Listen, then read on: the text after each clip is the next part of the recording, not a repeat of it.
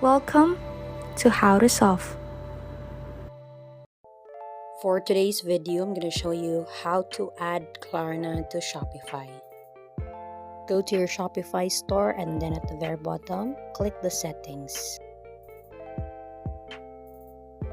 And at the left corner, go to payments, click that, and then you will see payment providers. The second is supported payment methods. At the bottom, you will just click the add payment methods. And then you will search Klarna here in the search bar. Then click that. So now we have Klarna, and as you can see, the transaction fee is 0%. So now we have to activate it. Click activate.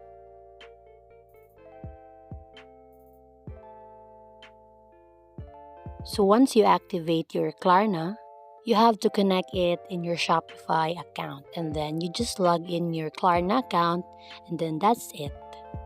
Just follow the steps and read the instructions. I hope this helps. Please like and subscribe for more content. We'll see you in the next one.